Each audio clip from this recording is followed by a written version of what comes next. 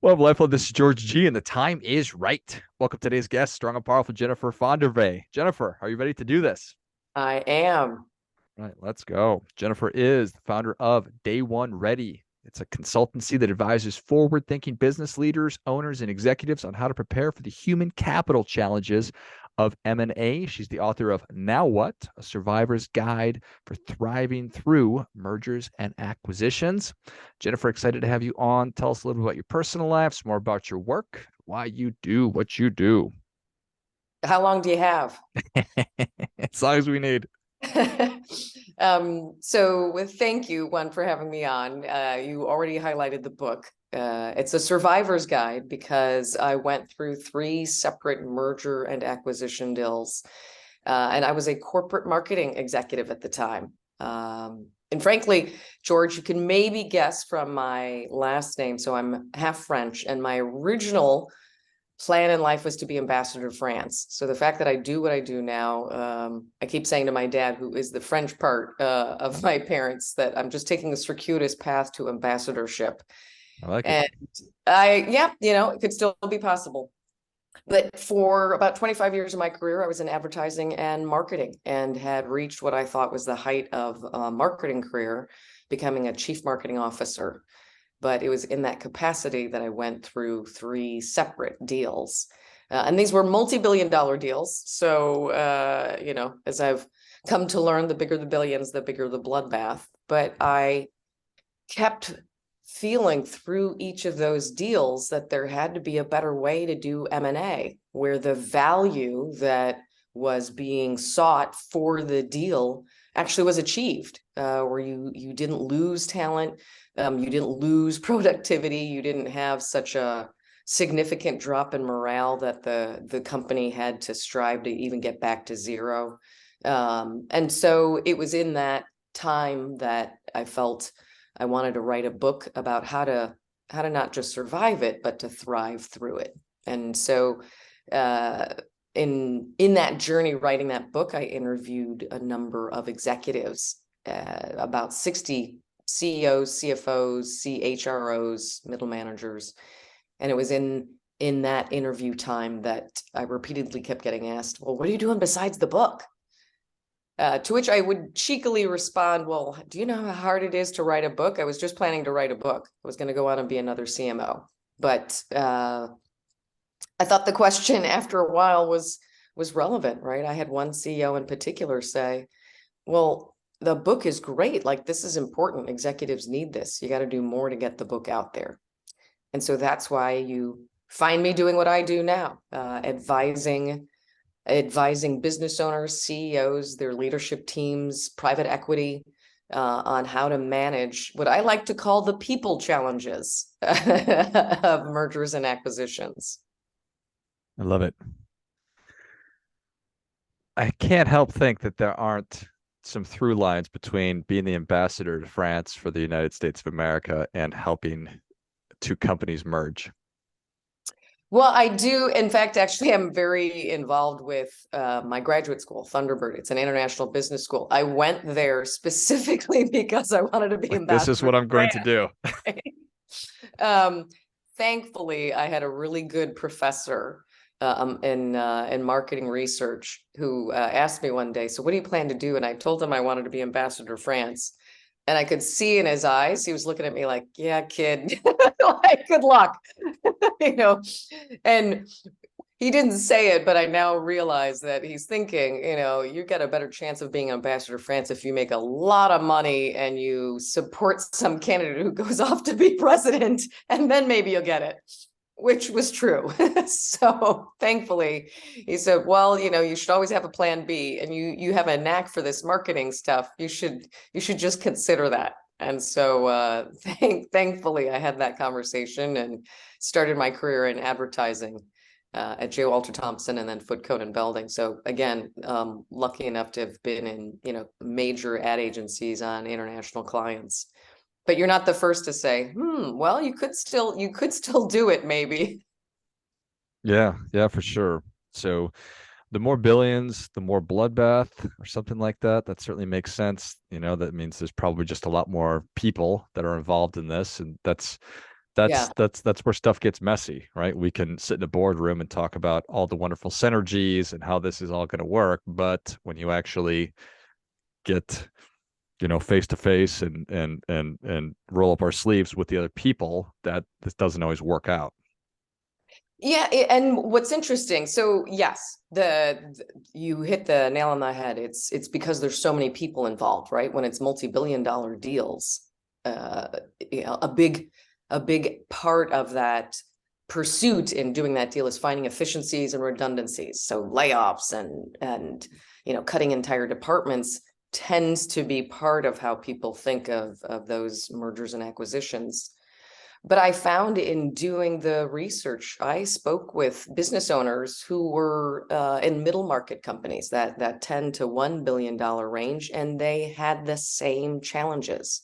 So people challenges aren't unique to multi-billion-dollar deals because it's human nature you're dealing with, and it's change and uncertainty that people are facing every time a deal is done.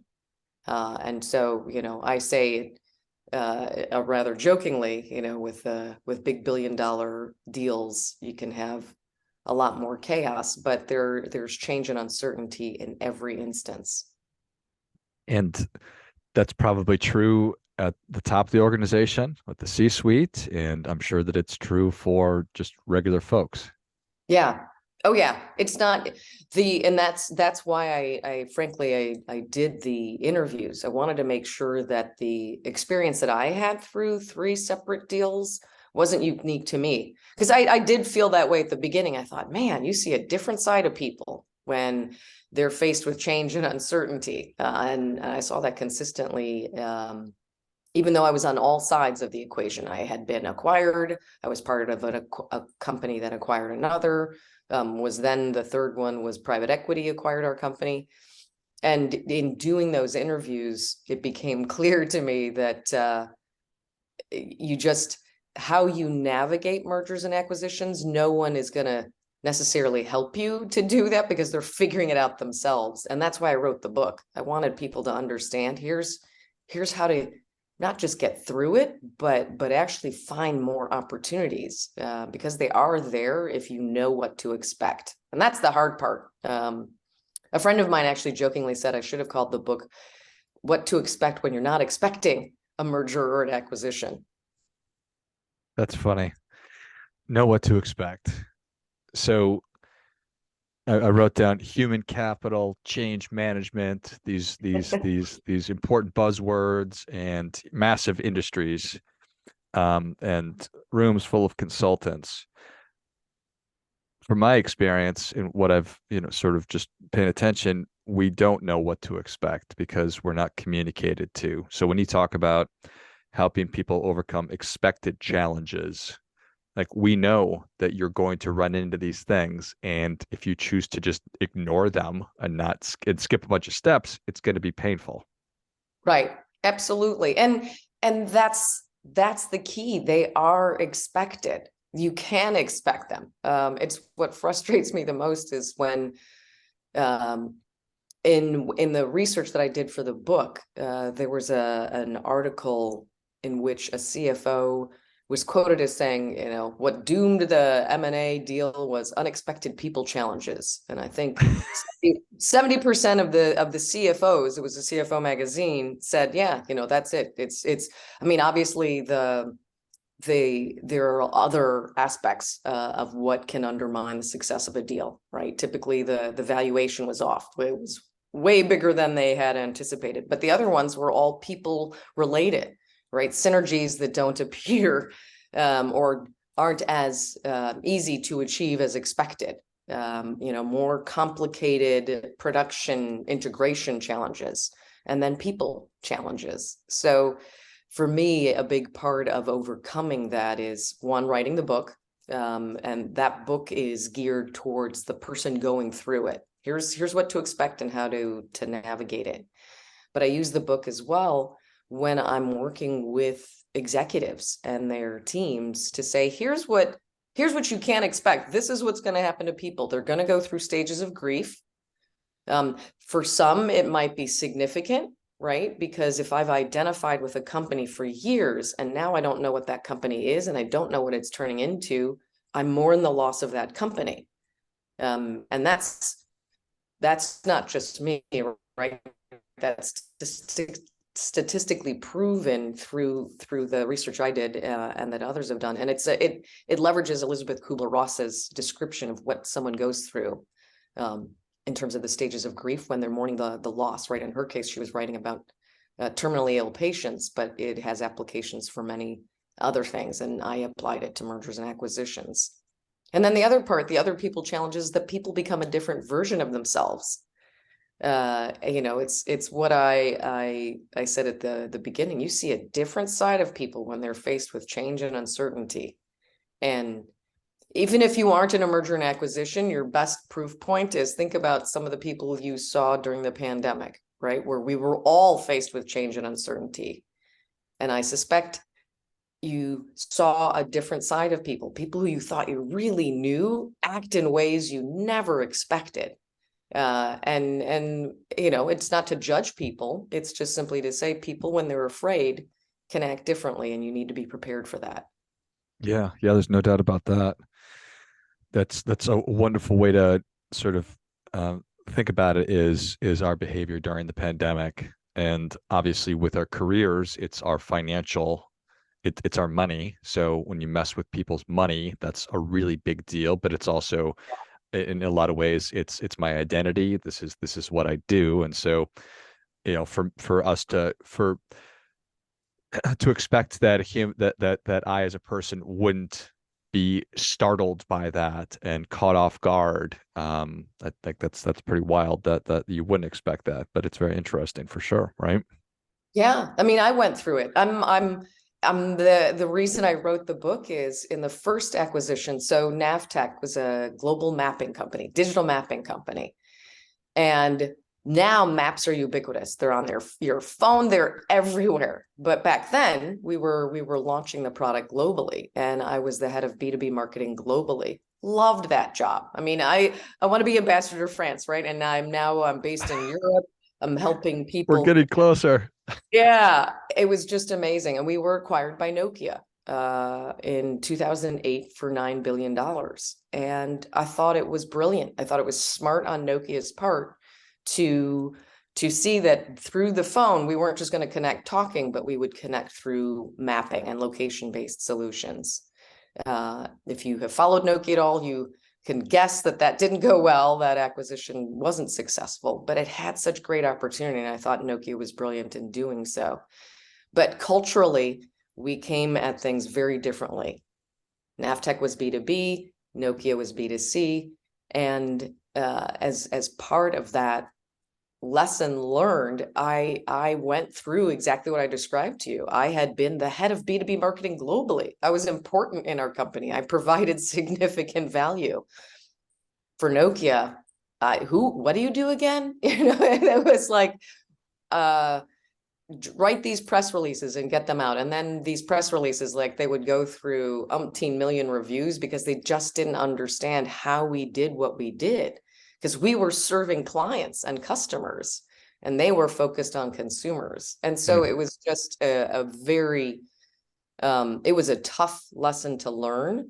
And by my third acquisition, I was like, oh, this is just how it goes, right? People don't get what you do necessarily. And so that's why I wanted to write the book, to say, here's how you make sure people understand your value and what you can contribute to the company. Because it may not be the role you had before. In fact, they may not even understand the role you had before. It is your duty, if this is a company you still want to work with, and that's a big part of the process, you need to evaluate, is this still what I want to do? Is this company going in a direction that I can get behind? So you need to do that evaluation and then demonstrate your value. So that's, for me, that was the kind of the clarion call. I wanted to help other people be smart about how to figure that out. That makes a ton of sense. And right now we're seeing firsthand two of the largest, most famous companies in the world, with Twitter and now Disney, both going through their own version of upheaval and change. I wrote down honesty and transparency, and it strikes me that as an employee, I would want to know at least as much as I could know from Elon Musk and Bob Iger. Here's where we're going. Here's where, Right. why. Here's what you can expect from us, and get on board or don't kind of a thing. Yeah. And that's I'm really glad you said that, because that is usually one of the biggest mistakes that senior leaders make, is the desire to say nothing is changing. Mm. Everything is going to stay the same. This and they do it with the intent. It's not malicious intent. Most executives, the reason that they do is to keep people calm, right? They want people to, hey, I just don't leave, don't go. This is nothing's going to change. But the reality is everything's already changed. You've already changed the certainty of my future. You've already changed how I think about my job, because the company's changing. And that's not a bad thing. In fact, I say to executives, it's not change that people resist. What they don't like is uncertainty. So if you have prolonged uncertainty, that's where you run into issues. So we got to create as much certainty as possible. But the worst thing you can do is say nothing is changing. And as exactly as you said, I coach executives and their teams to be as transparent as possible. Now, there's certain things you can't share for confidentiality and legal reasons, but there's a lot more that you can, and painting a vision for here's what we are doing. This is why these companies are coming together and why both are valued. You need to highlight why both companies are contributing to that vision that you have, so that people in both companies can see a role for themselves and can see how they might contribute. If you, exactly as you said, if you don't have a vision for where this is going, then you're going to evaluate it against, well, do I have a better opportunity somewhere else? And you may lose some of the really critical talent that you need in order to succeed. It's really, really interesting. I imagine uh, more common than not when the CEO they say no, no, no, nothing's going to change. It's all going to be fine. That's probably just like an impulse, particularly if they're a parent. Like no, it's going to be okay. Talking to Right. their kids. Do you think that that's just sort of an instinctual response? It is, and that's why I highlight it's not to paint leaders as negative or misleading, because they really do want people to feel okay. There's Yeah. a story that I share in my book that I love. Actually, it was a woman who was in customer marketing in her company, and she shared that her boss said to the team, and there was probably about 10 people on the team, listen, I don't know if they're going to keep us, right? They'd been acquired by a company. They were skilled in understanding the automotive industry, and they were acquired by a company that was focused on telecommunications. And so he thought, listen, we may be kept because I know they want to get into the automotive space, but who knows? He said the critical thing is don't obsess about your title.